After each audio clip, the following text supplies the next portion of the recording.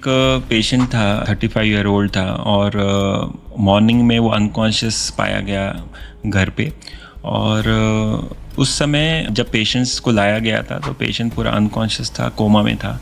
Just एक side का वो मूवमेंट कर रहा था जब अपन उसको पिंच कर रहे थे। तो हमने सीटी स्कैन कराया उसका। तो सीटी स्कैन के बाद हमने डिसीजन लिया कि हम उसको एमआरआई करके इंजेक्शन देंगे। इंजेक्शन देने के बाद में उसका पहले 2 दिन तक इम्प्रूवमेंट नहीं दिखा, लेकिन तीसरे दिन से थोड़ा इम्प्रूवमेंट चालू हुआ और वो आंखें खोलने लगे। स्ट्रोक जो था वो स्ट्रैटेजिक लोकेशन पे था और वो लोकेशन की वजह से उसको लेफ़्ट साइड क्या पैरालिसिस हुआ था।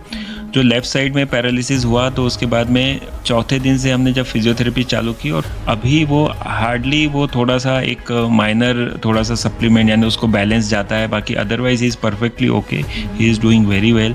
ऐसे बहुत सारे एग्जाम्पल्स हैं, लेकिन वो इसलिए क्योंकि वो बहुत ज़्यादा डिसिप्लिन था इसलिए वो याद रह जाते हैं ऐसे केसेस और वो एग्जाम्पल बन जाते हैं। तो हर 3 से 4 सेकेंड में कोई ना कोई वर्ल्ड में स्ट्रोक से पीड़ित होता है, यानी इतना कॉमन है। और stroke is the second most leading cause of disability in the world. नमस्कार, hello to all of you. स्वागत है आप सभी का हमारे पॉडकास्ट में Grey Matters with doctor Sikandar Arwani. मैं हूं आपकी पॉडकास्ट होस्ट डॉक्टर केतकी। हमारे इस पॉडकास्ट में हम लोग काफ़ी कॉम्प्लेक्स न्यूरो साइंस के जो टॉपिक्स होते हैं उनको एक सिंपल एक फ्रेंडली कन्वर्सेशन में आप सब लोगों के सामने प्रस्तुत करने का उद्देश्य रखते हैं। और इसी थॉट से आज हम लोगों ने एक काफ़ी महत्वपूर्ण टॉपिक पर एपिसोड आपके सामने लाया है, विच इज़ ब्रेन स्ट्रोक, जिसे हम ब्रेन अटैक के नाम से भी जानते हैं। और ये ना सिर्फ एक महत्वपूर्ण टॉपिक है एक पॉडकास्ट के लिए, बल्कि एक लाइफ सेविंग इन्फॉर्मेशन का ज़रिया भी हो सकता है। और इसीलिए मैं आज स्वागत करना चाहूँगी हमारे विशेषज्ञ का, एक renowned neurologist doctor Sikandar Advani sir. Welcome sir to today's episode. Thank you doctor Ketki. और hello everyone, I am doctor Sikandar Advani, Radiant super speciality hospital और रिहेबिलिटेशन सेंटर की तरफ से। ये जो टॉपिक है आज का अपना स्ट्रोक, जिसको हम पैरालिसिस या लकवा भी बोलते हैं या फिर ब्रेन अटैक भी कॉमनली इसको बोला जाता है, ये टॉपिक किसी भी न्यूरोलॉजिस्ट का बहुत ही करीबी टॉपिक होता है क्योंकि ऑन एन एवरेज हम ऑलमोस्ट डेली ये पेशेंट्स के साथ डील करते हैं। और मैं काफ़ी दिन से ये पॉडकास्ट करना चाहता था क्योंकि हमने जो भी प्रीवियस पॉडकास्ट किए उसको जिस तरह से लोगों ने सराहा है, जिस तरह से अप्रिशिएट किया है, तो उससे और भी मुझे मज़ा आएगा कि ये पॉडकास्ट जो स्ट्रोक के बारे में, जो कि बहुत इंपॉर्टेंट टॉपिक है, वो हम सब आज अपने ऑडियंस के साथ डिस्कस करें और उनको समझाएं कि कौन सी चीज़ें हमें ध्यान रखनी चाहिए कभी भी और स्ट्रोक को कैसे पहचानना चाहिए। और इसीलिए मैं कहना चाहूँगी ये सारे जो ब्रेन रिलेटेड डिजीज़ेस के जो श्रृंखला है हमारी, तो ऑडियंस ने पिछले भी एपिसोड्स देखकर अगर वो स्ट्रोक इस एपिसोड पे आए तो और ज़्यादा आपको इसमें रुचि भी आएगी और आप बेहतर तरीके से इस पॉडकास्ट को समझ भी पाएंगे। तो मैं ये दरख्वास्त करना चाहूँगी हमारे सभी दर्शकों से कि आप हमारे प्रीवियस पॉडकास्ट एपिसोड्स देख के वापस स्ट्रोक ज़रूर देखें। तो सबसे पहले मैं ये जानना चाहूँगी सर कि स्ट्रोक को हम ब्रेन अटैक जैसे हार्ट अटैक रहता है, उसी तरह से ये भी एक इमरजेंसी कंडीशन है और इसमें जीवन की सुरक्षा और समय सूचकता ये काफ़ी महत्वपूर्ण रोल प्ले करता है। तो सबसे पहले स्ट्रोक एक्चुअली है क्या? सबसे इम्पॉर्टेंट जो चीज़ हमें समझनी है कि अगर मैं कहूँ तो हर 3 से 4 सेकेंड में कोई ना कोई वर्ल्ड में स्ट्रोक से पीड़ित होता है, यानी इतना कॉमन है। और stroke is the second most leading cause of disability in the world, यानी सबसे ज़्यादा अगर अपन देखा जाए तो जिसकी वजह से हमारा रोजी जो जीवन का शैली है वो बदलता है, तो वो स्ट्रोक की वजह से। स्ट्रोक मतलब कि 2 तरीके के हो सकते हैं, या तो एक नस चोकअप होने के कारण होता है जिसको अपन इस्चेमिक स्ट्रोक बोलते हैं, या फिर नस फटने के कारण होता है जिसको हम हेमोरेजिक स्ट्रोक बोलते हैं। तो हम ब्रॉडली देखें तो स्ट्रोक यानी कि 2 तरीके के हो सकते हैं, जिसमें इस्चेमिक स्ट्रोक 70 से 75% बहुत कॉमन रहता है और जो हेमोरेजिक स्ट्रोक है वो लेस कॉमन है, लेकिन सबसे ज़्यादा सीरियस भी वो होता है। तो अगर हम ब्रॉडली देखें तो कोई भी पेशेंट को अगर हम बोल रहे हैं ब्रेन अटैक हुआ है, तो इसका मतलब हम बोल रहे हैं कि या तो उसकी नस चोकअप हो चुकी है या फिर उसकी नस फट चुकी है। हाँ, तो ये इतनी ज़्यादा कॉमन कंडीशन होने के बावजूद सर अनफॉर्चुनेटली स्ट्रोक बहुत बार डिटेक्ट ही नहीं हो पाता है। तो उसके कुछ अर्ली साइंस अगर हम दर्शकों को बता सके कि क्या ये स्ट्रोक में जा सकता है या डेवलप हो रहा है, ये कैसे पहचाने? मैं इसके लिए एक आपको कहानी सुनाना चाहूँगा, और कहानी यानी एक्चुअली ये एक्चुअल इंसिडेंट है। हम यूजुअली अवेयरनेस प्रोग्राम्स करते हैं हर जगह पे, और हमने लगभग अभी 350 के करीब हमने अवेयरनेस प्रोग्राम्स किए हैं अलग अलग जगह पे।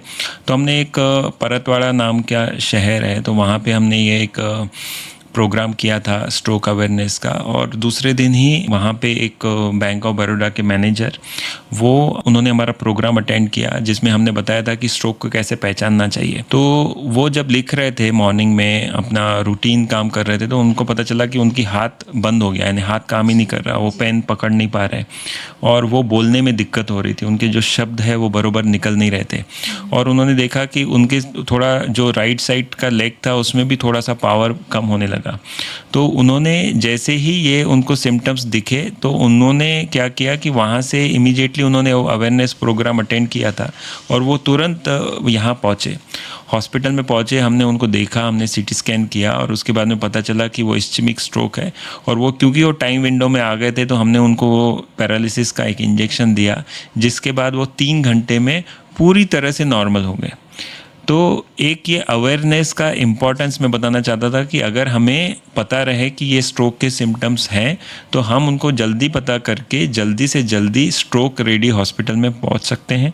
और वो जो सिम्टम्स है स्ट्रोक के, वो हो सकते हैं कि उसको अपन फास्ट एक्रोनिम से जानते हैं, जैसे कि फेस का ड्रूपिंग होना, एक साइड में फेस चले जाना, उसके बाद में आर्म्स यानी हाथ या फिर लेग में थोड़ा सा ढीलापन आ जाना, उसके बाद में अगर अपना बोलने में स्पीच डिस्टर्बेंस होने लगी वो, और अगर ऐसा कुछ भी दिखे, ऐसा कोई भी साइन दिखे जिसको अपन फास्ट बोलते हैं, तो इमीडिएटली हमें टाइम करके उसको एम्बुलेंस को बुला लेना चाहिए, हमें पास के स्ट्रोक रेडी हॉस्पिटल में पहुंचना चाहिए।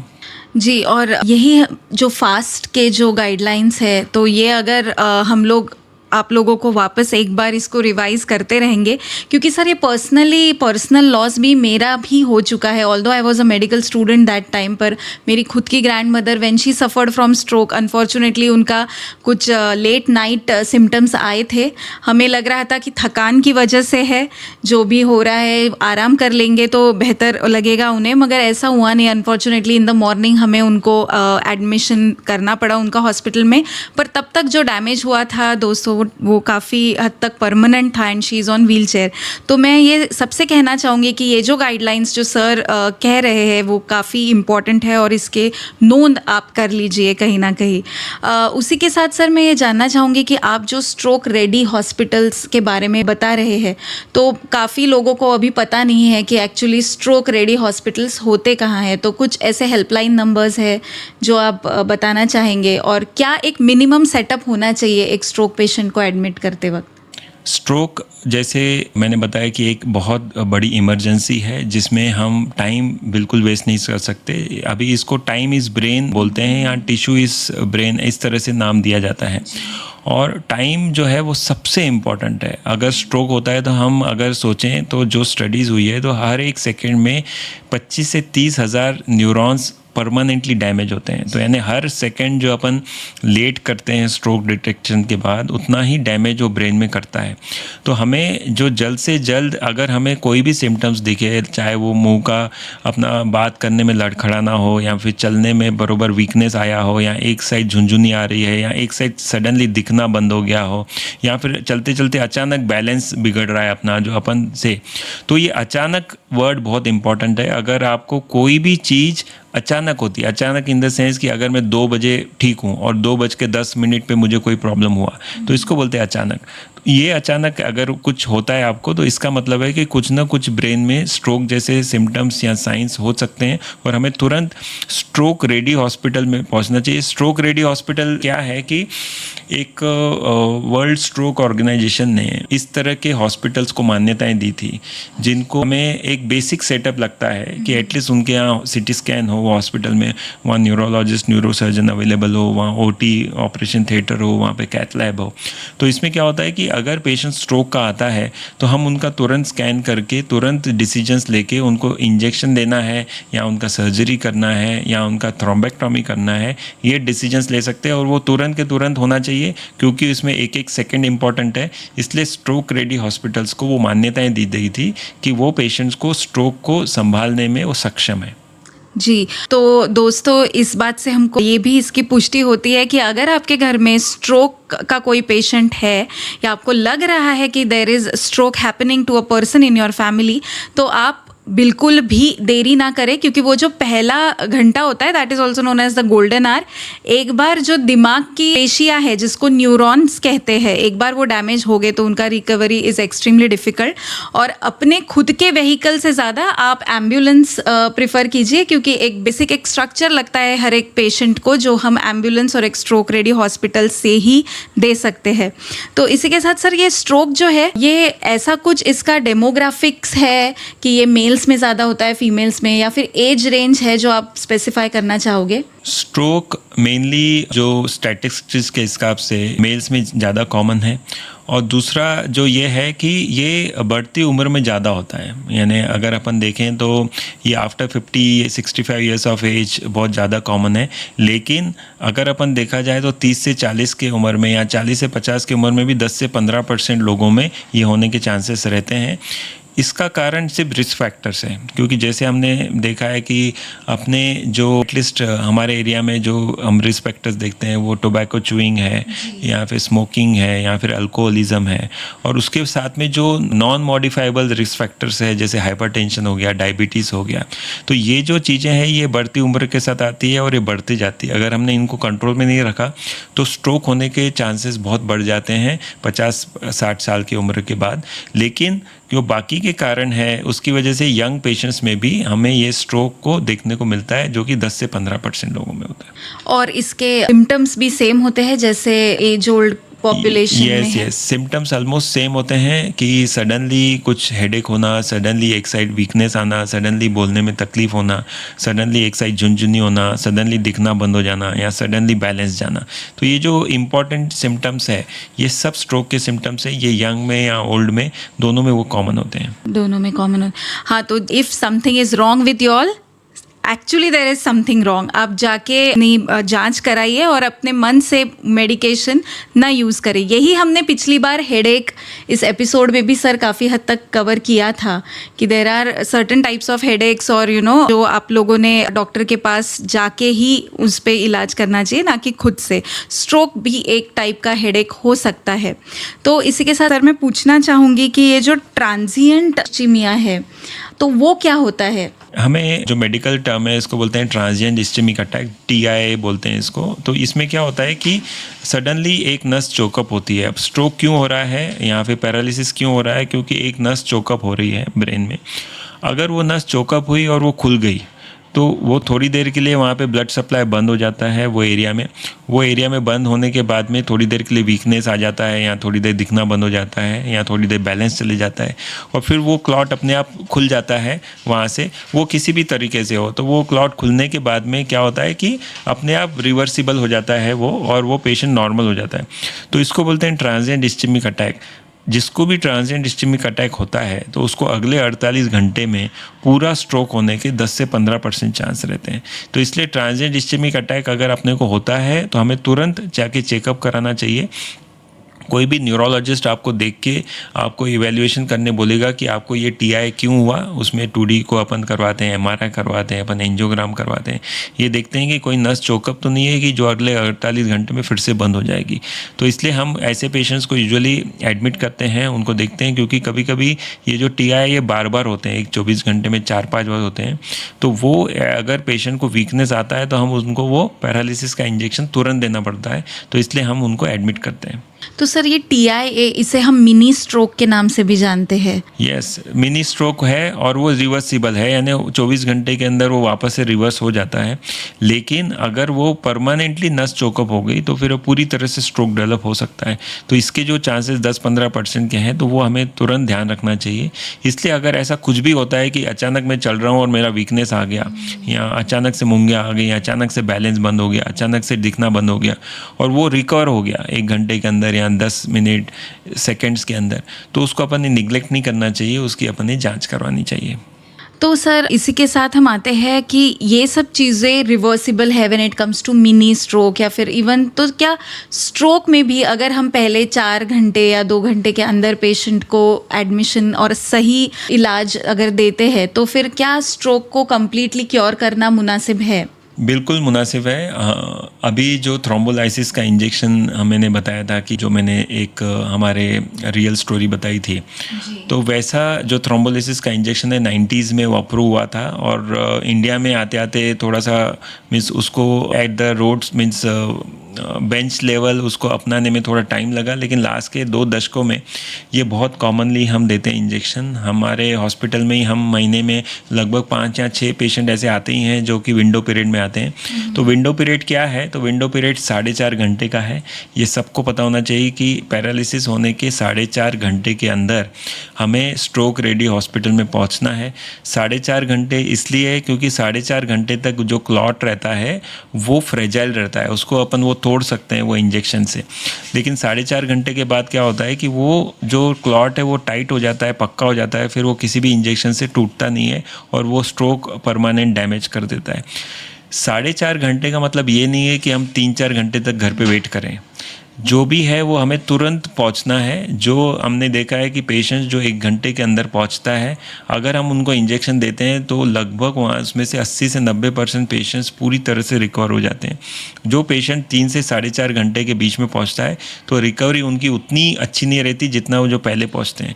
तो इसलिए जैसे हमने पहले भी बोला, टाइम इज़ ब्रेन, ये बहुत ही इंपॉर्टेंट है। आपको कुछ भी ऐसा होता है तो आप तुरंत 4.5 घंटे के अंदर पहुंचिए। जितना जल्दी पहुंच सकते हैं हॉस्पिटल में वहाँ पहुंचिए और आपको तुरंत इलाज किया जाएगा।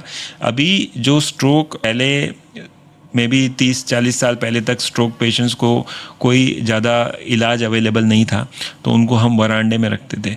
अभी वो पेशेंट्स को हम आईसीयू में रखते हैं। 24-48 आवर्स तक हम मॉनिटर करते हैं, उनका बीपी मॉनिटर करते हैं। तो उनका एक प्रोटोकॉल रहता है, स्ट्रोक प्रोटोकॉल, तो वो उस तरह से उनको मॉनिटर किया जाता है। तो जिस तरह से वो पेशेंट स्ट्रोक रेडी हॉस्पिटल में पहुंचता है वहीं पे स्ट्रोक रेडी नर्सेस होती है, स्ट्रोक रेडी टेक्नीशियंस होते हैं। तो इन सबको वो आदत होती है उनको मैनेज करने की, तो उस तरह से वो मैनेज होता है तो उनका आउटकम भी अच्छा होता है। क्योंकि जो एक स्टडी हुई थी, इन्होंने स्टडी किया था यूएस में, उन्होंने एक देखा था कि कुछ पेशेंट्स को स्ट्रोक रेडी हॉस्पिटल्स में देखा था और कुछ पेशेंट्स जिन्होंने एक रूटीन हॉस्पिटल में जो इलाज कराया था। तो स्ट्रोक रेडी हॉस्पिटल्स का जो आउटकम था वो काफ़ी अच्छा था क्योंकि वो बहुत ही फोकस्ड वे से उसको मॉनिटरिंग होती है। जी, तो यहाँ पे मैं कहना चाहूँगी कि स्ट्रोक रेडी हॉस्पिटल्स जो सर बार बार उस पर स्ट्रेस कर रहे हैं, तो व्हाट आर दोस्त, तो कम से कम अगर आपके सिटी में आप अगर ऐसे जगह रह रहे हो जहाँ हॉस्पिटल्स और इंफ्रास्ट्रक्चर का इतना नहीं है अवेलेबिलिटी, तो स्ट्रोक रेडी हॉस्पिटल्स आर दोस्त जहाँ पे मिनिमम सिटी एमआरआई की सुविधा अवेलेबल है और जहाँ पे कम से कम कोई न्यूरोलॉजिस्ट के सुपरविजन में कोई रेडियोलॉजिस्ट रहे आपके साथ, तो that can also do the job well as compare to कि आप उन्हें सिर्फ किसी फिजिशियन के पास लेके जाए वर्सेस दैट। उसमें से भी मैं ये कहना चाहूँगी कि स्ट्रोक के बारे में सर ऐसे कुछ रिस्क फैक्टर्स है जो हमारे कंट्रोल में है और ऐसे कुछ रिस्क फैक्टर्स है जिस पे हमारा कोई कंट्रोल नहीं, तो कंट्रोलेबल और अनकंट्रोलेबल रिस्क फैक्टर्स कौन से होते हैं? तो इसको हम मॉडिफाइबल और नॉन मॉडिफाइबल रिस्क फैक्टर्स भी बोलते हैं। जिसको मॉडिफाई कर सकते हैं, जो अपने कंट्रोल में है, उसको मॉडिफाइबल रिस्क फैक्टर्स बोलते हैं। जैसे कि स्मोकिंग हो गया, अल्कोहल हो गया, और कोई टॉक्सिक सब्सटेंस अपन जो इंजेस्ट करते हैं या फिर अपने को किसी की आदत पड़ी रहती है, हेरोइन है, कोकेन है, ये सब जो है वो मॉडिफाइबल रिस्क फैक्टर्स है। और इन सब रिस्क फैक्टर्स को हम नहीं किया तो हमें डेफिनेटली वो जो उनका जो रिस्क है वो हम कम कर सकते हैं। जो नॉन मॉडिफाइबल रिस्क फैक्टर्स है, जैसे कि एज हो गई, एज है वो नॉन मॉडिफाइबल रिस्क फैक्टर्स है। किसी को जेनेटिक हाइपरटेंशन है, डायबिटीज़ है, वो नॉन मॉडिफाइबल रिस्क फैक्टर्स है। उनको हम कंट्रोल कर सकते हैं दवाइयों से। तो दवाइयों से हम अगर उन्हें कंट्रोल करते हैं तो वो रिस्क फैक्टर्स को हम एट बे रख सकते हैं, उनको कंट्रोल में रख सकते हैं और स्ट्रोक के चांसेस कम कर सकते हैं। जी, तो यही है कि एक बार अगर स्ट्रोक सर स्पेशली जो एजिंग में है, तो एक बार न्यूरॉन्स का अगर लॉस हो गया, तो मैंने कहीं तो ये भी किसी स्टडी में पढ़ा है कि एक स्ट्रोक होने के बाद जो डैमेज होता है पर स्ट्रोक, वो जो हमारे न्यूरॉन्स जो है वो तो मिलियंस में डिजनरेट हो ही जाते हैं, मगर जो हमारी नर्व की जो लेंथ है वो 12 किलोमीटर्स तक की लेंथ का डैमेज हो जाता है। तो उसके बाद की रिकवरी काफ़ी प्रॉब्लमेटिक होती है। तो ऐसा कई बार होता है सर अगर कि घर में पता होता है कि patient is succumbing two stroke, तो आप कुछ होम रेमेडीज उस वक्त till the patient is taken care of, कुछ आप बताना चाहेंगे? किसी भी घर में या किसी भी बाहर कहीं पे भी किसी को दिखता है कि कोई स्ट्रोक सिम्टम्स आ रहे हैं, अगर पेशेंट को खुद को समझता है कि स्ट्रोक सिम्टम्स आ रहे हैं, तो हमें तुरंत उनको ये देखना है कि तुरंत हम सबसे पास के हॉस्पिटल में हम लेके जाएं उनको, क्योंकि उसमें कैसा है कि हमने ये देखा गया है कि जितना जल्दी हम उनको रिवाइव करेंगे उससे, उतना जल्दी वो वहाँ से बाहर आ सकते हैं। तो कभी कभी क्या होता है कि हमें पता चलता है कि एक शुगर, कभी कभी हाइपोग्लाइसीमिया जैसे है, समझो एक पेशेंट अचानक से गिर गया है और आप उनको लेके गए, उनकी शुगर 25 है, तो दिखता है वो स्ट्रोक है, लेकिन वो एक्चुअली शुगर की कमी की वजह से हुआ है। तो हम उनको, अगर पेशेंट डायबिटिक है और वो अचानक से कोलैप्स हो गए हैं घर में, तो हम उनको शुगर भी दे सकते हैं। अगर उनको बार बार हाइपोग्लाइसेमिक एपिसोड्स होते हैं और घर में हमें शुगर चेक करने की मशीन है, तो हम तुरंत चेक करके देख सकते हैं कि वो शुगर कम हुआ है क्या। अगर हमने वो वापस किया तो हो सकता है कि वो हाइपोग्लाइसीमिया से स्ट्रोक जैसे सिम्टम्स, जिसको स्ट्रोक मिमिक भी बोलते हैं, वो हुआ हो, और वो उसकी वजह से हम उनको रिससिटेट करके या उनको ग्लूकोज देके नॉर्मलाइज कर सकते हैं। ये सब अगर हम कहें तो सर स्ट्रोक फेटल होते हैं और कुछ स्ट्रोक्स होते हैं, मतलब 80% ऑफ द स्ट्रोक्स में हम बचा भी सकते हैं, हम रिहैब भी अच्छी से कर सकते हैं, और कुछ स्ट्रोक्स होते हैं जो फेटल होते हैं। तो इन दोनों में क्या, मतलब व्हाट इज़ द दुआ, क्या साधना चाहिए? स्ट्रोक डिपेंड करता है कि कौन सी आर्टरी ब्लॉक हुई है। यानी यहाँ मैं बताऊँ तो एनाटॉमिकल भाषा में दो टाइप के सर्कुलेशन होते हैं ब्रेन में, एंटीरियर सर्कुलेशन और पोस्टीरियर सर्कुलेशन। अभी एंटीरियर सर्कुलेशन में भी बहुत सारी आर्टरीज है, और पोस्टीरियर सर्कुलेशन में इसमें बड़ी बड़ी आर्टरीज जैसे इंटरनल कैरोटिड आर्टरी होती है, फिर वो middle cerebral artery anterior cerebral artery में कन्वर्ट होती है, और जो पोस्टीरियर सर्कुलेशन है उसमें बेसिलर आर्टरी रहती है जो पोस्टीरियर सेरेब्रल आर्टरी में कन्वर्ट। ये एक सर्कल बनाते हैं ब्रेन में, और ये सर्कल पूरे ब्रेन को ब्लड सप्लाई करता है। अगर छोटी आर्टरी डैमेज हुई है तो स्ट्रोक फैटल नहीं होता है, लेकिन अगर बड़ी आर्टरी चोकअप हुई है, जैसे इंटरनल कैरोटिड आर्टरी हो गई, बड़ी मिडल सेरेब्रल आर्टरी हो गई, बेसिलर आर्टरी हो गई, तो वो क्या है कि बहुत important blood supply major brain के और मेजर ब्रेन के जो अलग अलग ये हैं न्यूरॉन्स है उसमें डैमेज होता है। तो उसकी वजह से ब्रेन सेल्स मर जाते हैं, और बड़े अगर पैमाने पे ब्रेन सेल्स मर गए तो वो फेटल स्ट्रोक होता है। तो बड़ी आर्टरीज अगर ब्लॉक हुई तो वो ज़्यादा फेटल होने के चांसेस रहते हैं। ओके, और ये डराने की बात नहीं है, जैसे मैंने कहा है कि 80% स्ट्रोक आर मैनेजेबल ऑल्सो। पूरे एक्चुअली स्ट्रोक अपन देखा जाए तो unless it is coming to brain stem में पूरी ब्रेन स्टेम फायर हो गया है या बहुत बड़ा एक साइड का सेरेब्रम इन्वॉल्व हो गया है, मोस्ट ऑफ द स्ट्रोक हम साल्वेज कर सकते हैं। एक तो मैंने टाइम का बताया आपको, मैं आपको एक प्रोटोकॉल बताऊंगा कि एक स्ट्रोक रेडी हॉस्पिटल में किस तरह से मैनेज होता है स्ट्रोक।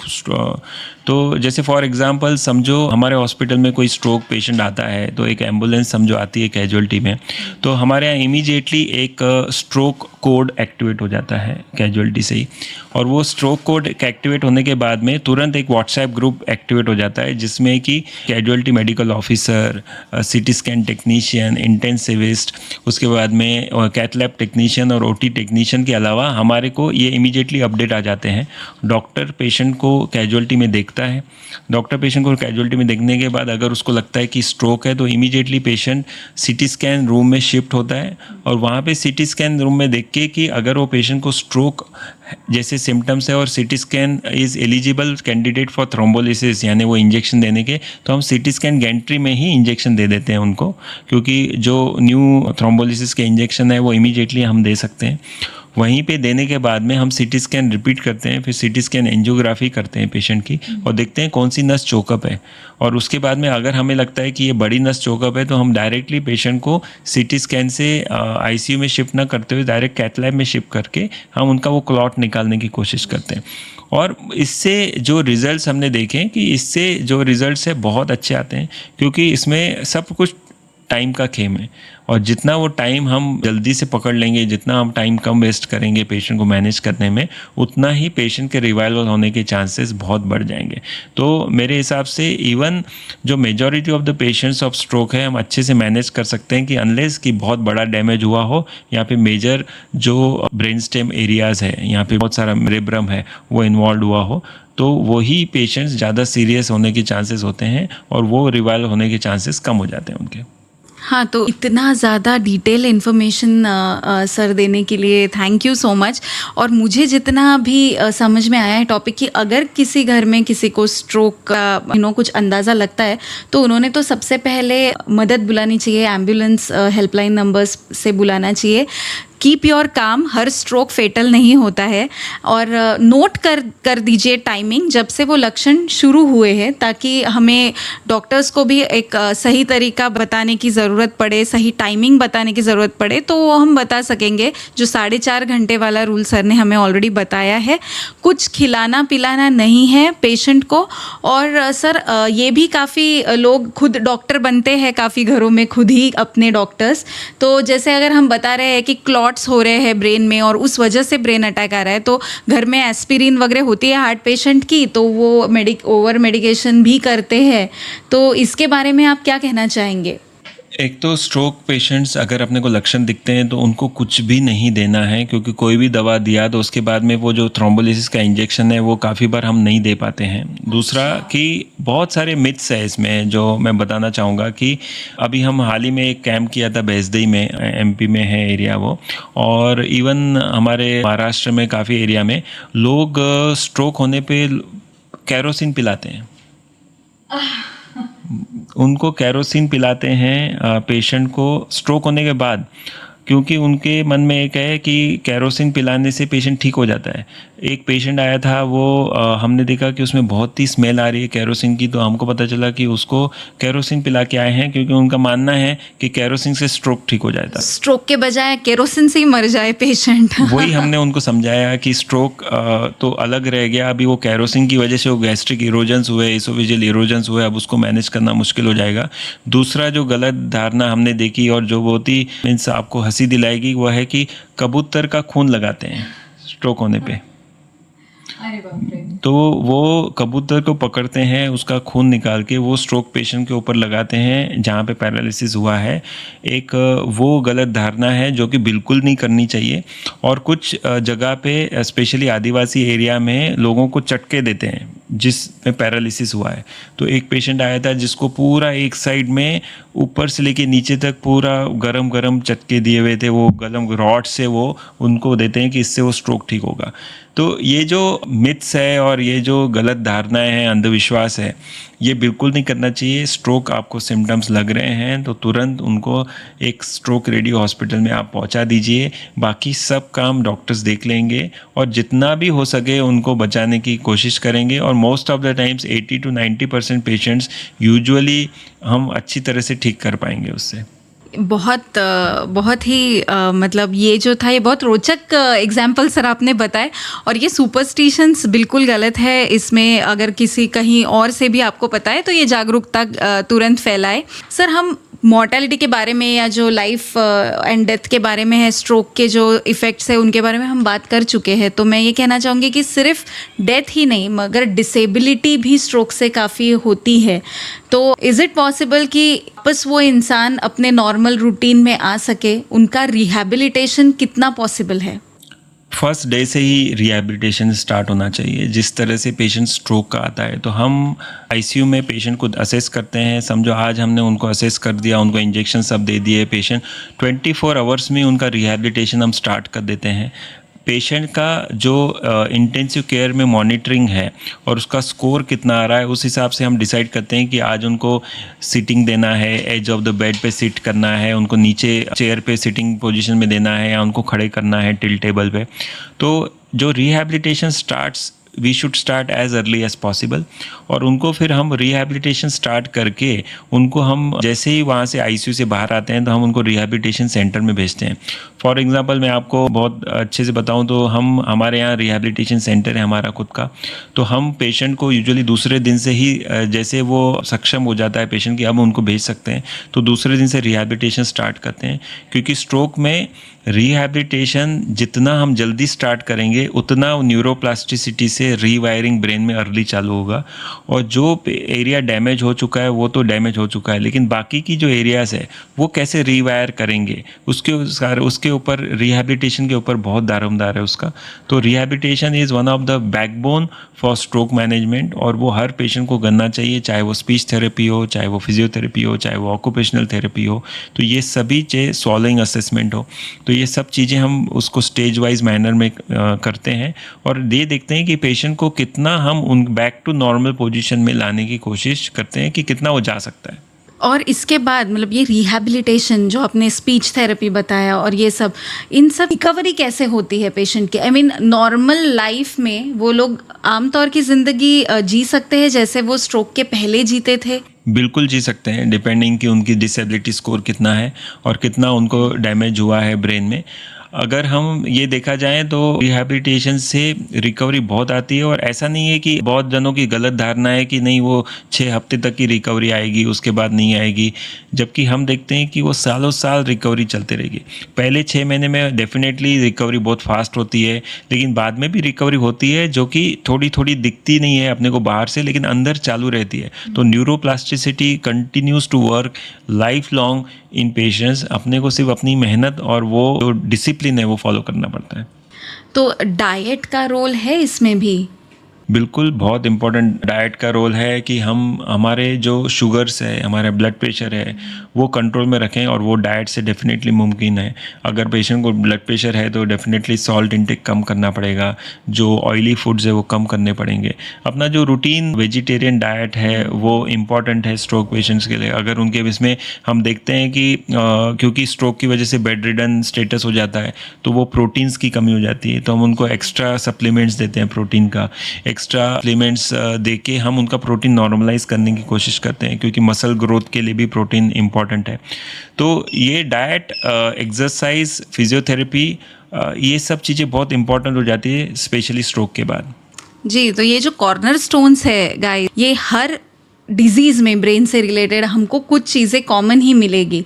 तो इस खास करके डाइट, फिजिकल एक्टिविटी और जो अवेयरनेस है रिगार्डिंग योर मेंटल हेल्थ, ये बहुत ज़्यादा इम्पॉर्टेंट है। अभी हम समापन के और आ रहे हैं सर एपिसोड के, तो मुझे लगता है कि काफ़ी साइंटिफिक तरीके से आज का एपिसोड हुआ है। हमने बहुत कोशिश की है कि इसे काफ़ी सरल भाषा में एक्सप्लेन कर पाए आप लोगों को, लेकिन सबसे ज़्यादा एक्चुअली सर रिलेटेबल वही होता है अगर हम उनको कोई आशावादी केस आपकी बता सके, कोई स्टोरी बता सके जहाँ पे एक बहुत अनयूजुअल पेशेंट था जिसकी रिकवरी और रिहैब हुआ है। एक पेशेंट था, 35 ईयर ओल्ड था, और मॉर्निंग में वो अनकॉन्शियस पाया गया घर पे।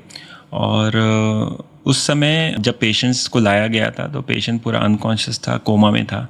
जस्ट एक साइड का वो मूवमेंट कर रहा था जब अपन उसको पिंच कर रहे थे। तो हमने सीटी स्कैन कराया उसका, तो सीटी स्कैन के बाद हमने डिसीजन लिया कि हम उसको एमआरआई करके इंजेक्शन देंगे।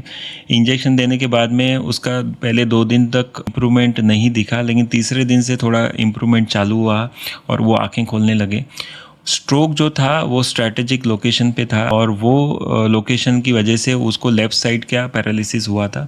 जो लेफ़्ट साइड में पैरालिसिस हुआ, तो उसके बाद में चौथे दिन से हमने जब फिजियोथेरेपी चालू की, और वो बहुत डिटरमिन्ड था पेशेंट, वो अपने काम पे जाना चाहता था। उसने और उसकी जो वाइफ थी, वो दोनों ने मिलके इतनी अच्छे से रिहैबिलिटेशन किया। हमने उनको 10वें दिन डिस्चार्ज किया, और वो 3 हफ्ते बाद अपनी ड्यूटी ज्वाइन किए। अभी वो हार्डली, वो थोड़ा सा एक माइनर थोड़ा सा सप्लीमेंट यानी उसको बैलेंस जाता है, बाकी otherwise he is perfectly okay, he is doing very well. ऐसे बहुत सारे एग्जांपल्स हैं, लेकिन वो इसलिए क्योंकि वो बहुत ज़्यादा डिसिप्लिन था, इसलिए वो याद रह जाते हैं ऐसे केसेस, और वो एग्जांपल बन जाते हैं। मैं उनको हमेशा, वो पेशेंट को हम बुलाते हैं हमारे स्ट्रोक पेशेंट के साथ सपोर्ट ग्रुप में, मीटिंग में, और वो उन सबको इंस्पिरेशन देता है कि आपने भी इसे एक्सरसाइज करना चाहिए, कितना भी सीरियस हो। जब वो आया था तो हमको लगा नहीं था कि शायद ही विल सर्वाइव, लेकिन वो सर्वाइव नहीं किया, बल्कि अभी वो ऑलमोस्ट अपने प्रोफेशन में बहुत अच्छा भी कर रहा है। दैट्स वंडरफुल सर, और ये मैं चाहती हूँ कि ये पॉजिटिव नोट पे सारे दर्शकों को प्रेरणा मिले। ये इन्फॉर्मेशन ज़्यादा से ज़्यादा शेयर कीजिए, और I am sure it would be life saving to someone. तो thank you everyone for watching this episode. Please like and share to your groups, and I hope to see you all in our next episode. Stay tuned. Thank you. Thank you very much. Thank you.